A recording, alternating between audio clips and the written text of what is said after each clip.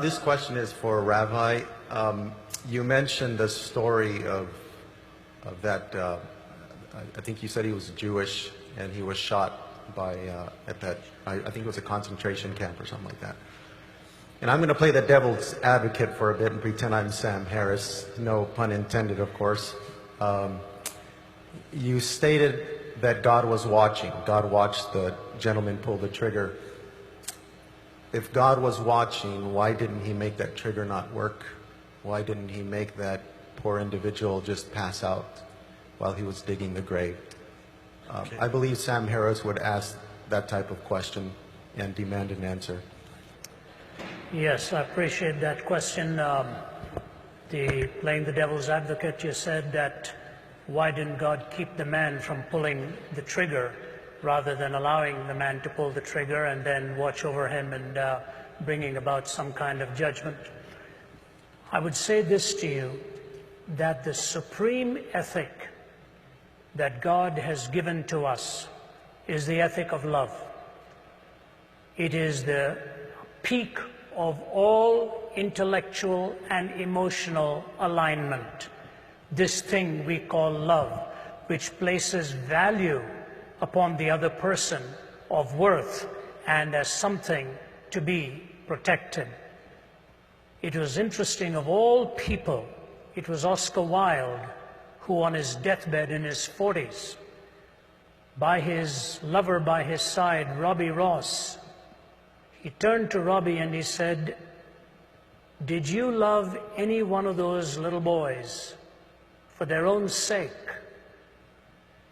It was an incredible question to ask by a man who was a hedonist on his deathbed in his 40s. And he said, "Robbie, did you ever love any one of those little boys for their own sake?" And Robbie Ross said, "No, I can't say I did." He said, "Bring me a minister. Bring me a minister." And it was in his magnificent poem, The Ballad of Reading Gaol, that Oscar Wilde said, only Christ was big enough to cleanse his heart and forgive him for all that he had done. The point even the hedonist realized was that in pleasure also, value and love are the supreme ethics that can be treasured. But you can never have love without intrinsically weaving into it the freedom of the will. You cannot have love without the freedom of the will.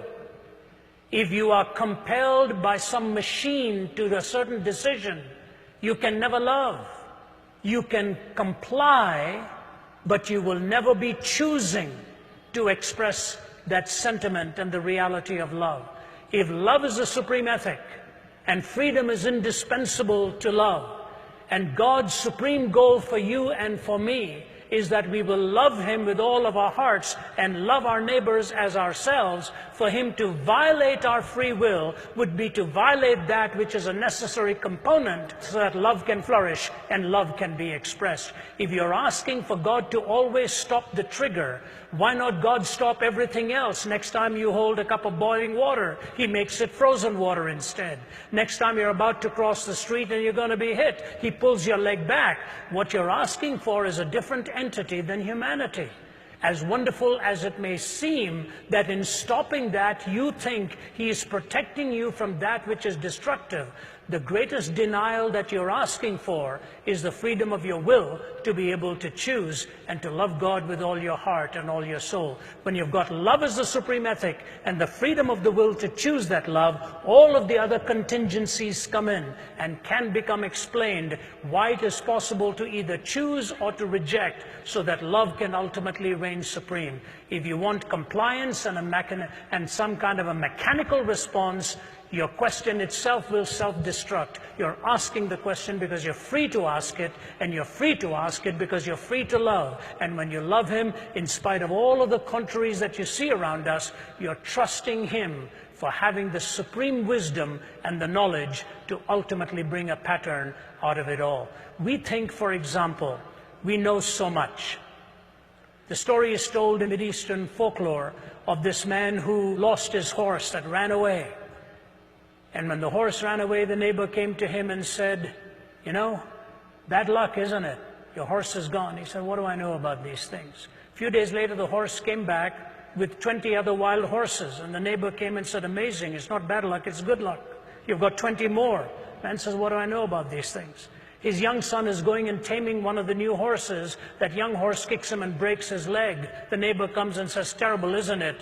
Your son's leg is broken. Bad luck that these horses came. The fellow says, what do I know about good luck and bad luck? A few days go by and a bunch of thugs are coming looking for recruits to join their gang. And they're looking for all the able-bodied young men. And they're about to pick this young man but find out his leg is broken. And they say, we don't want him. We're going to move on to the next house. So the man comes and says, good luck, isn't it? Your son's leg was broken. In one little series of episodes, we don't know what lies ahead. Why don't you wait till you stand before God face to face, and you will find out there were reasons why he didn't stop that trigger, so that you will see the heinousness of evil and see the majesty of love and good managing to navigate yourself, but as the pilgrim's progress to come to the celestial city.